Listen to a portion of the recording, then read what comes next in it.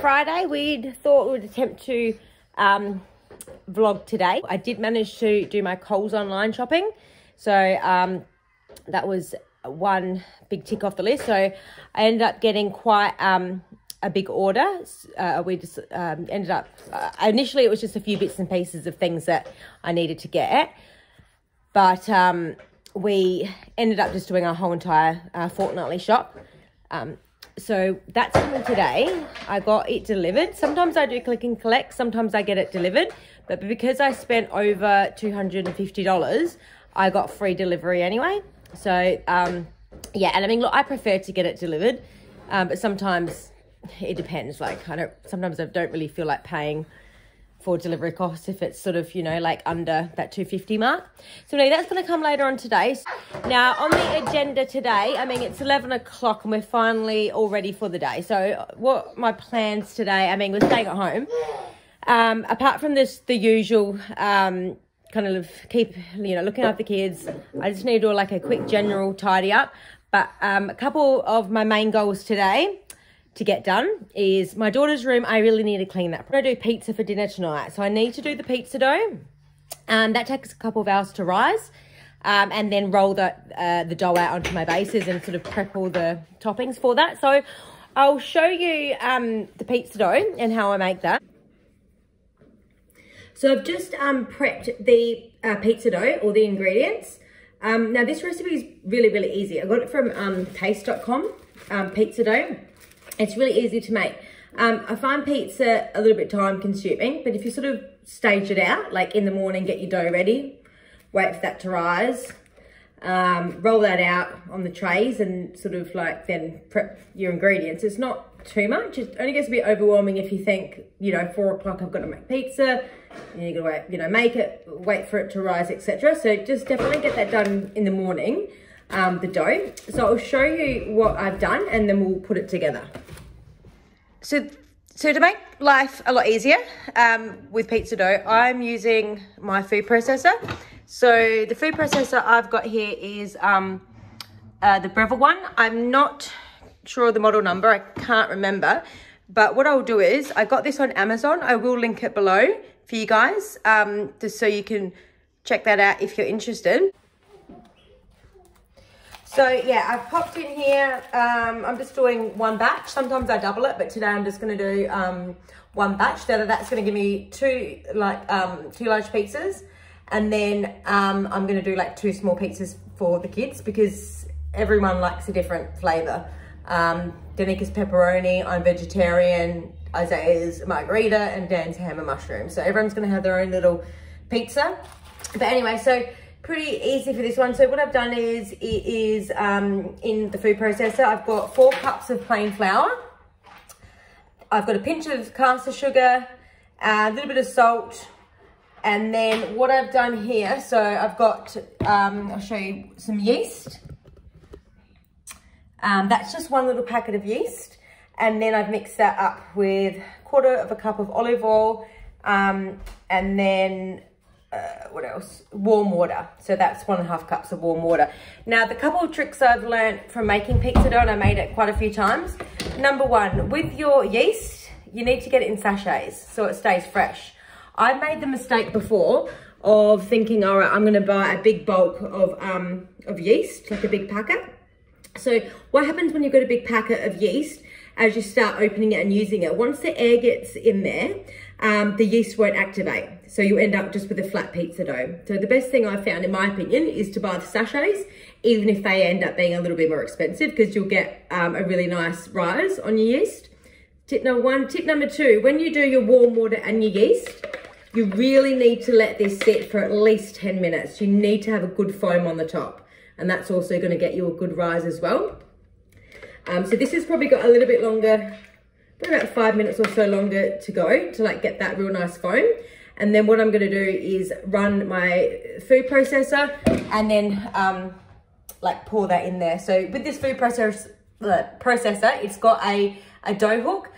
It works pretty good. I mean, I really want to get one day KitchenAid, but it's not something that sort of is in the budget at the moment. So this is what I've got for now. It does work well, but probably not as good as if you had a proper, you know, like a dough hook one. But anyway, when this is, all foamy, I'll show you guys and we'll pour it in. The other thing also I want to show you guys as well is I've had a lot of questions about my Instant Pot. So slow cooker and instant, like pressure cooker all in one. It's just really amazing. It's a game changer for me and my family. I'll just show you again in case no one's seen it.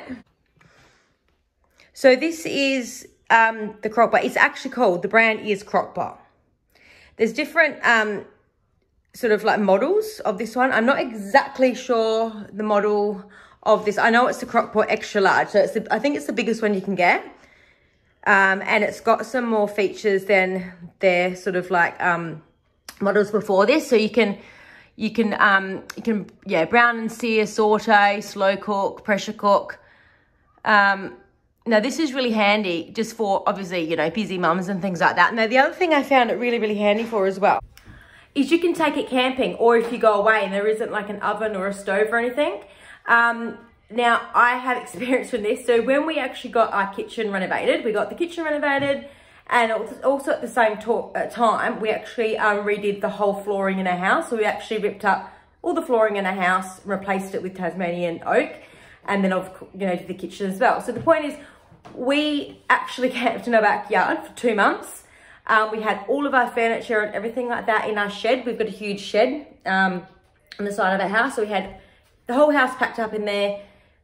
We had a tent in the backyard, and on our porch we had sort of like, we've got like a little sort of like cooking area bench thing with like a plug. So basically with my crock pot, I use that as my stove top. So even if I couldn't be bothered doing the slow cooking, or I couldn't be bothered doing like the pressure cooking, I'll just use it like the searing, the boiling, the browning to do whatever I was making. So completely convenient. It is a little bit expensive, but personally, in my opinion, I think it's worth it for everything that it can do. It's completely worth it. So I did get that from Amazon as well. I will link that below if I can find the link for you guys. I highly recommend it. It definitely saves a lot of time. But anyway, back to the pizza dough. I will show you what the foam's looking like now, and we'll pour it in and get that dough sort of all ready to rise. All right, so the foam's all ready to go. I'm going to run my food processor. Now, the other little trick that I do as well is I run it first, just for about a minute, just to sort of like fluff up the flour and sort of incorporate like the sugar and the salt in there, just to give that, you know, bit of air into it. Then I'll slowly pour my my yeast and my oil in there. So I'll show you how that works.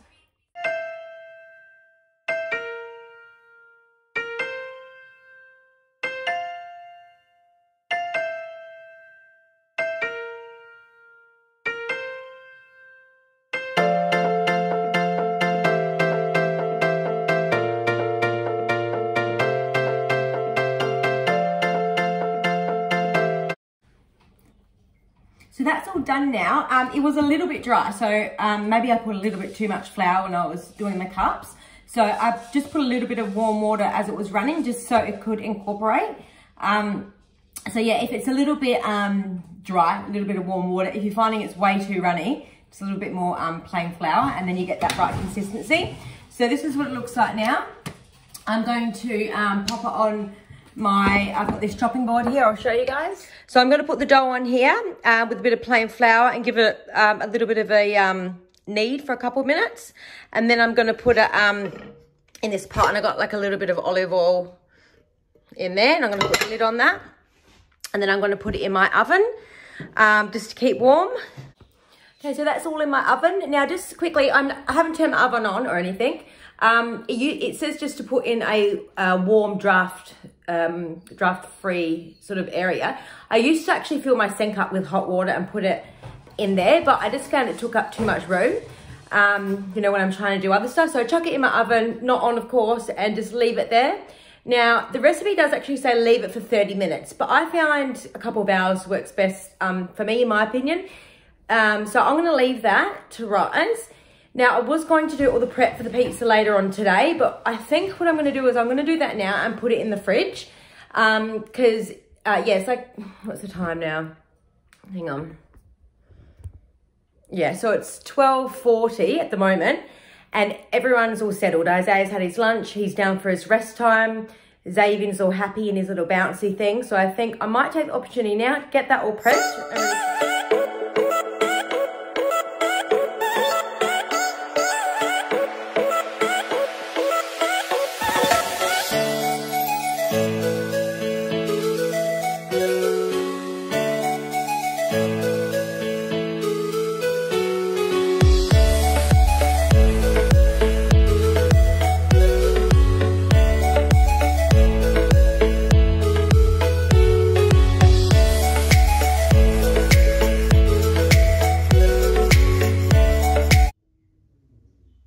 So all the ingredients are prepped: mushrooms, tomato, olives. I've got here just the ham thawing out from the freezer, and then some pepperoni. Yeah, so that's pretty much all done. So I'm ready to do the pizza dough. It's a few hours later. I didn't actually do it at 2:30 like I wanted to. Show you guys, yeah, how I whip that together. And yeah, I'll show you the pizza dough, how that's turned out. So, nice and risen. All right, let's get these pizzas done.